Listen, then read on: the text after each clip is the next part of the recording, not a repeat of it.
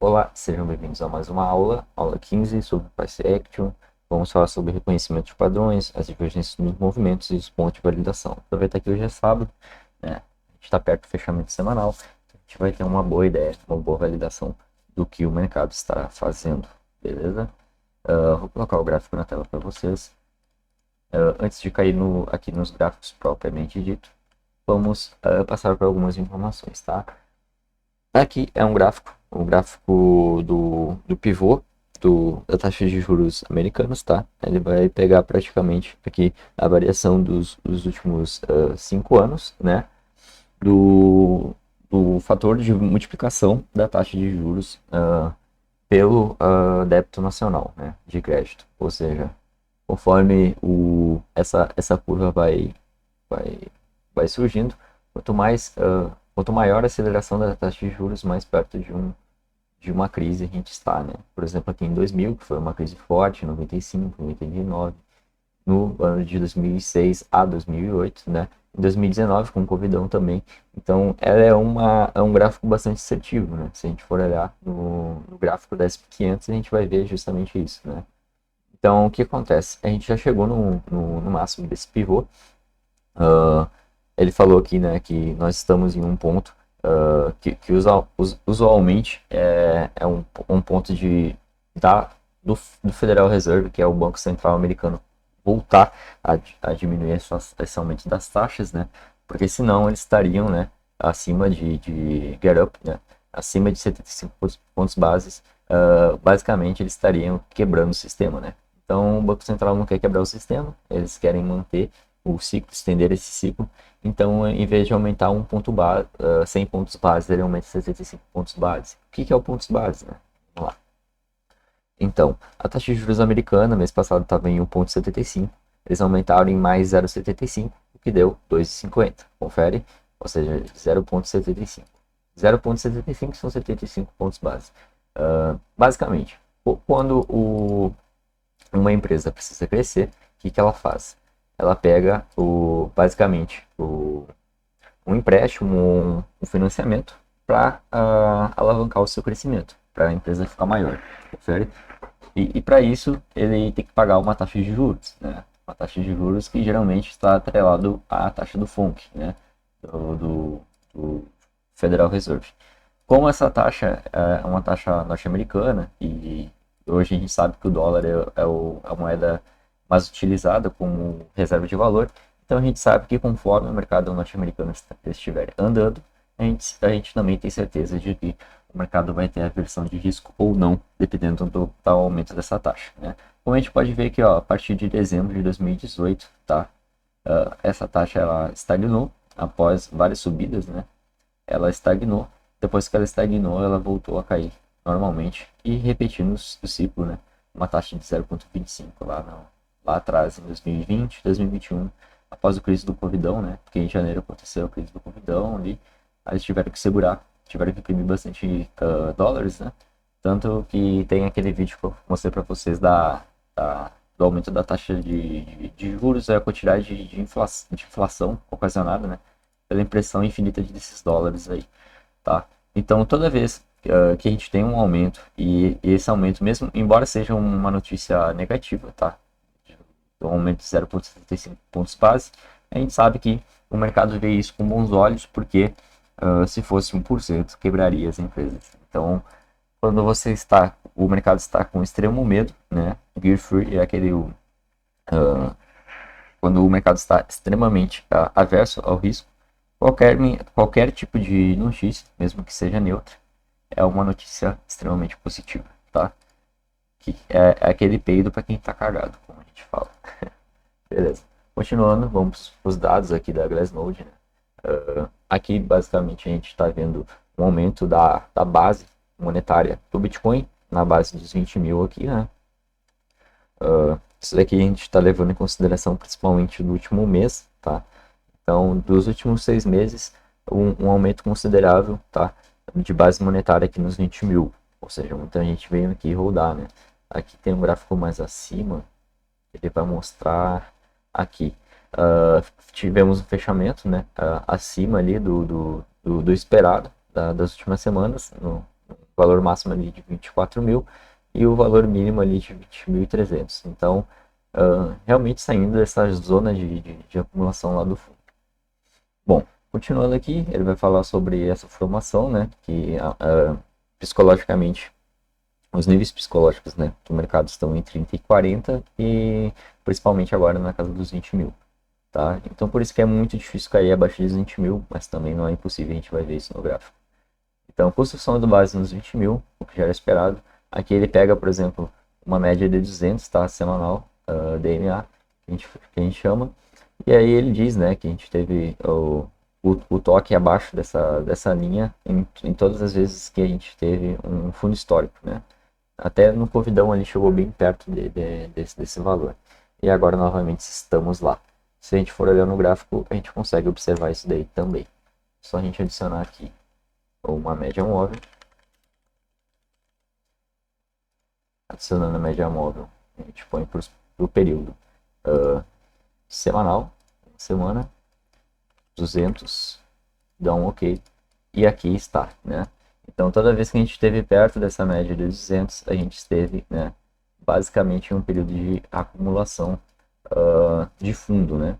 E é onde a gente estava até essa semana, né? Então, a partir desse momento a gente rompeu acima, já essa resistência na média de 200 é extremamente pertinente, ó, como semana passada foi bem difícil de ultrapassar essa média, embora a gente tenha ultrapassado, a gente fechou abaixo dela. E essa semana a gente está conseguindo superar esse valor aí. Bom, justamente porque o SP500 está começando a reagir positivamente também, né? O SP500 já tinha tido uma queda bem interessante, né? Nessas últimas semanas, 160 dias aqui, a gente teve uma queda de 24%, que é uma queda bem razoável para o mercado do SP500, e a Nasdaq também, e agora começando a reagir, né? Como a gente sabe.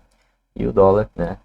Agora, finalmente, né? Parando essa subida cavalar e voltando a fazer uma construção de um pullback aqui. A gente vê, por exemplo, o Brent, que é o petróleo, né? Que estava em alta, assim como nesse período aqui. Ó, você pode ver que é difícil ele passar do 120, né? Aqui ele foi a primeira vez que ele passou do 120. Aqui ele acumulou em 120, depois ele perdeu o valor, né? E o que a gente vai ver agora possivelmente é uma desvalorização novamente, né? Do Brent. Porque toda vez que a gente tem o petróleo a um preço muito alto, né? Isso é ruim para a economia, assim como quando a gente tem muita procura pelo dólar, significa que as ações vão estar em queda, né? Se a gente comparar um com o outro, ó, aqui foi subida, aqui foi descida. Confere? Tá, vamos lá. Agora para o gráfico do Bitcoin, gráfico semanal, a gente vai adicionar aqui o indicador do estocástico. O nosso estocástico em mãos, a gente vai também adicionar o nosso MACD. Beleza. Ali no nosso MACD, vamos tirar essa média de 200. Vamos colocar as nossas médias exponenciais que a gente conhece, né? E vamos para nossas validações, tá? Então, a média de 200 exponencial, ela está aqui na casa dos 26.700, tá? A média mais importante era aquela de 200, que estava mais ou menos nessa região, como eu tinha falado para vocês. Então, essa região aqui entre essa média exponencial e essa média simples é uma região extremamente importante, tá? Que vai ser difícil de ser ultrapassada, beleza? Então, vamos lá. O estocástico já está cruzando para cima, que nos aponta que pode ser um início de alta. A gente já vê o nosso MACD enfraquecendo, ou seja, uma tentativa do mercado construir uma alta.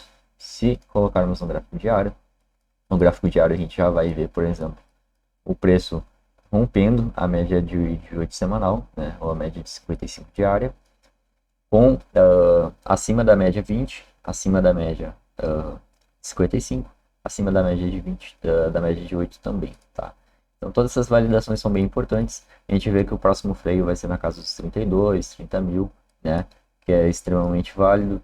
Se a gente for olhar aqui, esse último período, a gente teve fundos ascendentes, né, no nosso estocástico, e fundos ascendentes também no nosso MACD, indicando que pode ser realmente um repique, né, pelo menos para a gente recuperar toda essa queda aqui, tá? Se a gente for trazer basicamente a nossa validação aqui, tá, de Fibo, geralmente é freio no 0,5, que é bem onde está essa linha, né? Essa média de 200, média de 200 não, desculpa, a média roxa é M4, que é a nossa média de 200, tá? Então a gente está chegando para a nossa média de 200 diária, tá? Que vai estar aqui no coração da Fibo. Para quem não sabe, o coração da Fibo é o preço que equivale entre 61 e 38, tá? Geralmente é a região mais importante. Então, além dessa primeira região aqui de resistência, a gente vai ter outra região de resistência aqui em cima, tá?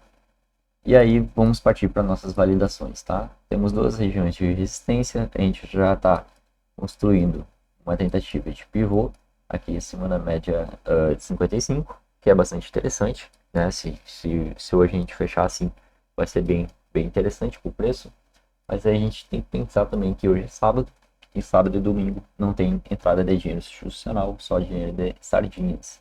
E a sardinha não move montanhas, é o institucional que move, tá? Então vamos lá. Primeiras validações. Vou tirar isso daqui. Isso daqui a gente vai manter. Vamos construir aqui dois canais. Vamos unir esses fundos, tá? Vamos fazer a união desses fundos. Deixa eu tirar isso daqui para não atrapalhar. Vamos trazer a validação desses fundos para a gente.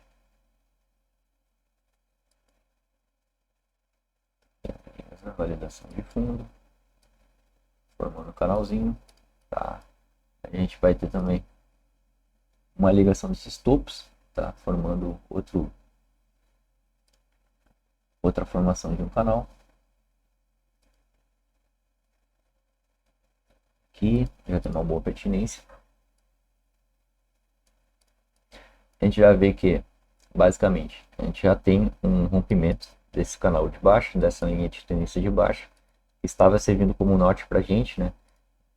Dá para notar que geralmente ele tenta procurar a média de 55 e toma rejeição. Vou colocar só a média de 55 para vocês verem.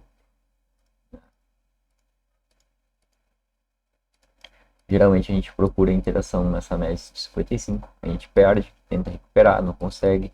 E a partir do momento que a gente faz o rompimento, a gente vem para novas altas. Toda vez que a gente rompe, né, a maioria das vezes a gente tem pelo menos um respiro, né, dessa queda. Esse respiro pode ser por causa dessa taxa de juros, que trouxe uma informação mais positiva para o mercado. Só que lembrando que essa região aqui vai ser uma região importante de briga. Beleza? Vamos voltar aqui com a média de 20. Ó, já estamos acima da média de 20. Inclusive, a média de 20 é muito interessante para nos dizer o quão forte está essa tendência de alta. Se a gente puxar também a nossa média de 200, a gente vai ver o próximo local que vai ser uma resistência extremamente importante. Se a gente cruzar aqui a informação desse canal, tanto o canal vertical aqui, que é o mais preciso, no rompimento, a gente está trabalhando aqui com uma informação na casa dos 31, dos 32, os 32 inclusive é mais pertinente, né? Que é o número fechado. Coloca aqui a coordenada de 32, porque números fechados são mais pertinentes, tá? Então a gente tem uma leitura aqui de rompimento. Depois do rompimento a gente tem uma procura por esse canal aqui de 32 mil. Então a gente bateu no martelo que se esse rompimento se verificar como verdadeiro, a gente pode vir buscar esses 32 mil aqui em cima, que é a nossa média de 200 diária, né? Está extremamente pertinente aí com esse canal que se formou dos fundos e dos topos, tá? Isso aqui é um padrão gráfico, então a gente já tem as nossas validações, a validação positiva do mercado norte-americano, que estava formando um triângulo, né, simétrico. Rompemos esse triângulo, utilizamos ele como suporte e aí tocamos ficha, né? Então, muito provavelmente aí SP500 vai também sofrer um pouco nessa média, porém o Bitcoin tem um espaço bem grande ainda para subir, tá? Levando de agora, por exemplo, seria 30% de desafogo aí antes de a gente retomar a tendência de baixa, que é a tendência primária, beleza? Basicamente, o Federal Reserve vai começar a utilizar os dados que saírem a partir do mês que vem para tomar decisão lá no mês 9, né? Lá em nosso setembro, para tomar decisão se vai ser aumentada ainda a taxa de juros ou não, tá? Então, provavelmente, esse rompimento venha se validar aqui, chegue no máximo ali na região dos 32, na região dos 30 mil, porque aqui a gente tem uma região de acumulação. Se a gente for puxar aqui o nosso indicador, ó, a gente for puxar o nosso indicador aqui, ó, temos duas áreas. A primeira área é essa daqui, que a gente está utilizando como suporte agora, e a segunda área aqui em cima, na região dos 30 mil, entre os 30 e os 32 mil. Inclusive, vamos usar isso como uma validação mais séria aqui. Essa região dos 32 até os 30 mil. Aqui vai ser uma resistência bastante importante, tá? Entre 30 e 32 mil. Beleza. Então, já temos nossas validações, já temos as informações aqui de que o nosso estocástico está fazendo fundos ascendentes, que o nosso MACD está fazendo fundos ascendentes. Se a gente for olhar, por exemplo, o nosso VMC, deixar esses indicadores, vamos para o nosso VMC. O nosso VMC também vai trazer informações bullish, tá? Ou seja, aqui informações de fundo no amplo da tendência. A gente volta para uma tentativa do mercado recuperar a tendência de alta. Aqui, por exemplo, a gente vê os nossos estocásticos tocando sempre em cima, né? O que é extremamente positivo, saindo da região de sobrevenda aqui do nosso RSI. Vamos puxar o RSI também. Todas as validações são interessantes, tá? Ó, sair de uma região de sobrevenda, tá? Onde a gente chegou a bater aqui nos 20, na casa dos 20, que geralmente é formação de fundo, né? Ou, como vocês já viram nas outras aulas. E agora a gente se encaminha aqui para a região de sobrevenda, na região de 70, casa dos 70 em cima ali, tá? Então pode ser que a gente realmente, até chegar aqui, vamos ver se a gente consegue editar aqui. Tá, esse daqui não tem, é o outro. Deixa eu puxar o outro RSI para nós. Aqui, essa daqui ele é um RSI, só que ele calcula para nós os valores que a gente colocar aqui. Vou botar como 70, nível 70. 26 mil, o nível 80 na casa dos 30 mil. Ó. Se a gente fosse jogar o nosso RSI para casa dos 80, né, seguindo essa tendência de alta, a gente ia procurar algo em torno de 30.600, entre 30 mil e 32 mil, né? Que já é um valor esperado pelo mercado, porque aqui a gente já tem uma acumulação bem forte, né? Esse período de acumulação que pode ser que o camarada que comprou aqui embaixo e fez uma acumulação de fundo, ele queira vender aqui nessa região, sabendo que o mercado, o macro está muito feio, né?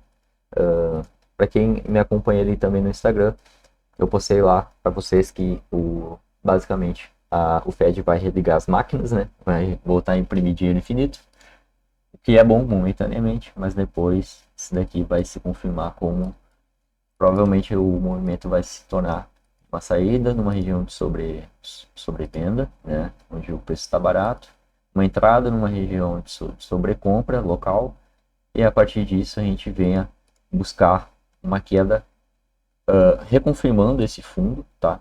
Reconfirmando esse fundo dos 17 mil ou o fundo aqui da região dos 20 mil como fundo, tá? Para daí a gente voltar até altas bem mais exponenciais, né? Ou pode ser que o mercado fure os 17 mil abaixo e vá lá para as próximas regiões de 14 mil e 10 mil, tá? Como a gente pegou nas outras validações durante o curso, beleza? Esse vídeo eu vou disponibilizar para vocês também. Vai estar disponível tanto no nosso curso, tá? No nosso curso de cripto aqui, onde vocês aprendem um pouco mais sobre isso. Aqui eu falei também sobre a macroeconomia, que é a média de 80, lá em 25.400. É uma região bem difícil de superar. Se superar, a gente vai para a próxima região ali. Isso daqui também eu tento manter atualizado, né?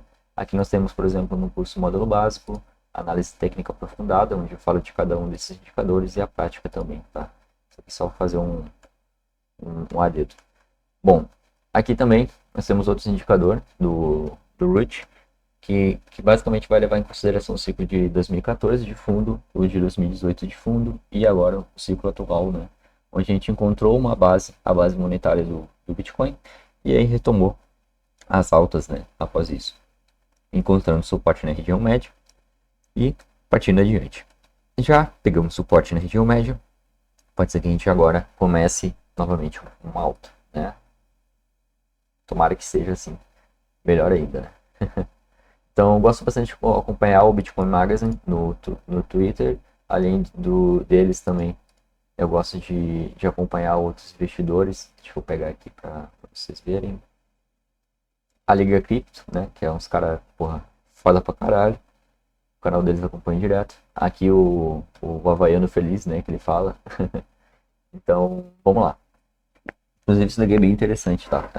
Tudo que ele posta aqui é bem interessante para se levar em consideração, tá? Esse The Happy Havaian, né? Que é um havaiano feliz.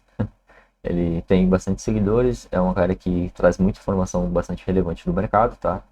De várias coisas, não só do mercado de cripto, mas também com o mercado macro, tá? Então, é bem interessante a gente também tá ligado nesse pessoal aí. Bom, finalizando aqui o nosso diário, o nosso semanal, onde a gente sabe que a gente vai vir aqui para essa região. Vamos para o gráfico de 4 horas, que é o gráfico menor. Aqui a gente começa a pegar outras validações, tá?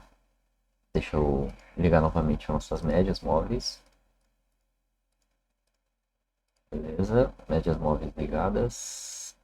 Aqui é 80 períodos, média 6, tá, beleza. Bom, como vocês podem ver, nós estamos fazendo altas acima da média de 8, que é bastante interessante, tá? No gráfico de 4 horas. A gente já utilizou essas médias como suporte, que é bem interessante também, né? O volume de comprador já está começando a aumentar significativamente, tá? A gente fez esse rompimento do canal aqui, né?